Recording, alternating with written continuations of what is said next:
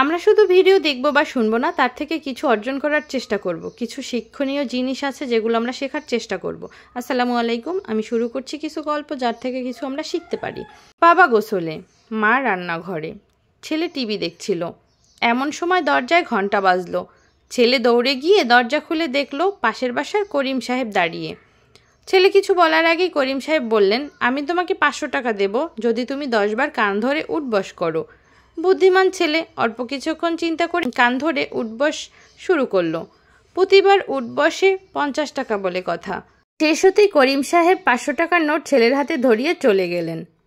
বাবা বাথরুম থেকে বের হয়ে জিজ্ঞেস করলেন, কে ছিল দরজায়? পাশের বাসার করিম সাহেব, উত্তর দিল ছেলে।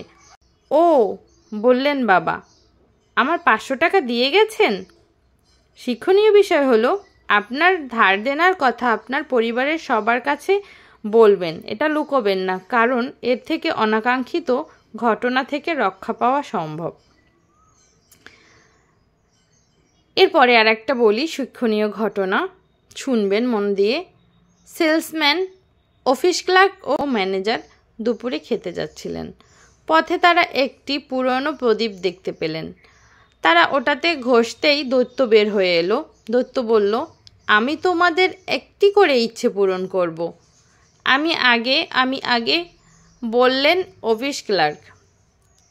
আমি বাহামা সমুদ্র পাড়ে যেতে চাই, যেখানে অন্য কোনো ভাবনা থাকবে না, কাজ থাকবে না। তো দৈত্য ফু দিয়ে তাকে সেখানে পাঠিয়ে দিলেন। তিনি চলে গেলেন। এরপর আমি বললেন সেলসম্যান। আমি মায়ামি বিচে যেতে চাই, যেখানে শুধু আরাম করব। তো দৈত্য ফু দিয়ে তাকেও পাঠিয়ে দিলেন সেখানে।